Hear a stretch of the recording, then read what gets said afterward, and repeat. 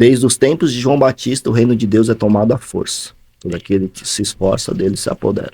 Eu vou mais por essa linha, que eu creio que realmente no céu Deus já liberou todas as coisas, mas nós precisamos nos esforçar para conquistá-las na terra. É Né? isso. O inimigo, ele é um poceiro, né? Ele toma posse daquilo, o Deus desse século cegou o entendimento dos homens, então o inimigo toma posse, e o que a gente veio fazer como filhos de Deus é reivindicar o reino de Deus na terra. E toda vez que a gente reivindica, é uma batalha espiritual. Então você está chegando num lugar, você está chegando como igreja numa cidade. Tem uma resistência ali no mundo espiritual, né? Tinha um poceiro ali que estava ali alojado, né? E você vai precisar destituir esse poceiro, implantar uma nova cultura, implantar a visão do reino, mostrar que existe um outro horizonte. Então tudo isso é batalha espiritual. E o que eu entendo é que realmente é um processo para que isso aconteça, né? Muitas vezes, para que se consiga destituir um poceiro, você precisa se arrepender pelos pecados. A gente não consegue fazer batalha espiritual com armas de plástico, né? Então você precisa guerrear no nível espiritual. Se a entidade que está ali, ela tem autoridade, é porque debaixo de muito pecado foi dado autoridade para ela estar ali naquele local.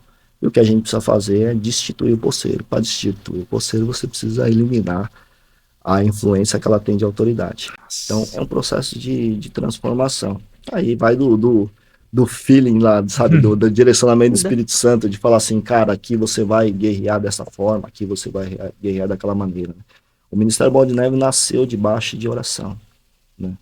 Debaixo de muita oração, debaixo de muita intervenção. Então, os meus primeiros anos de Bola de Neve, quando eu entrei no Ministério de Intercessão, vi muitas histórias de pastores que estão no campo falando a respeito disso, sabe? Olha falando só. a respeito de todas as lutas que eles enfrentaram, de lutas realmente espirituais, e você começa a enxergar que é uma realidade. Né? Mas a gente precisa entender, né, como a igreja começou.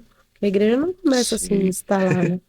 É que nem quando a gente chega, a gente passou por um processo, até nós receber alguma coisa, a gente passa. A igreja é a mesma coisa, né? A palavra diz, né, que as portas do inferno não prevalecerão contra a igreja, né? Amém. E aí muitos colocam esse versículo como sendo, tipo assim, o inferno vai vir contra a igreja, né? Só que a porta é um utensílio de defesa, não de ataque, né? Então é a igreja que tem que ir contra o inferno, né? Sim. E nessa jornada, tem alguma experiência que te marcou em relação a essa questão que você poderia compartilhar com a gente?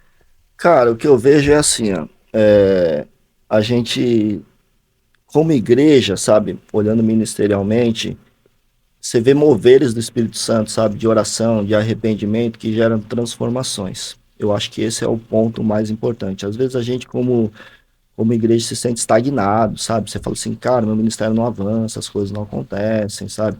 As pessoas não se motivam e tudo mais. E debaixo de um período de oração, você começa a discernir as coisas que estão acontecendo e começa a promover algo novo, sabe? Eu acho que o mais interessante do ministério de oração é que quando você se derrama na presença de Deus, Deus ele te leva para um lugar mais alto que você consegue enxergar o horizonte.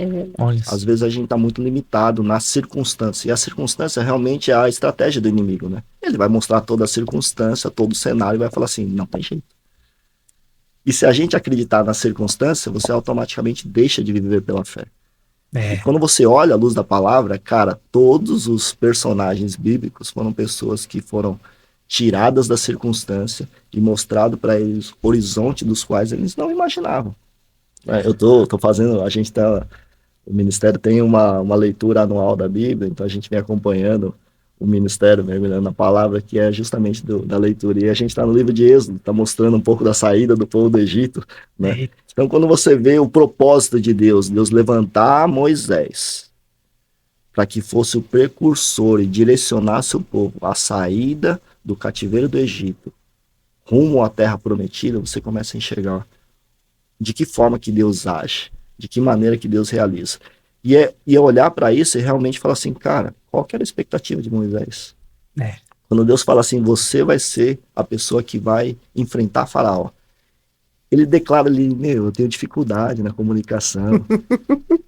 Arruma outra pessoa para falar. E é muito, muito interessante isso, né? Porque você vê nos capítulos seguintes, o próprio Moisés enfrentando o Faraó e falando, cara, deixa meu povo ir. né? Então você vê a capacitação de Deus. Por isso que eu falo que a Nossa. trajetória com Não Deus, faz eu chorar, não. a trajetória com Deus é uma trajetória interessante, porque muitas vezes Deus vai colocar a gente em situações das quais nós seremos trabalhados rumo ao propósito dele, sabe? Amém. Eu estava hoje de manhã refletindo, meditando na palavra, me preparando para vir para cá.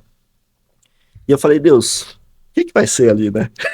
Me explica um pouco do que vai acontecer. Deus falou no meu coração, propósito. Olha só. Ai, tô. Ele falou, o propósito é algo que vai direcionar e nortear você por toda a sua vida. E cada etapa do propósito é uma batalha que você precisa enfrentar. É um novo desafio. E dentro desse novo desafio você vai ser fortalecido, capacitado, direcionado para continuar seguindo rumo ao seu propósito.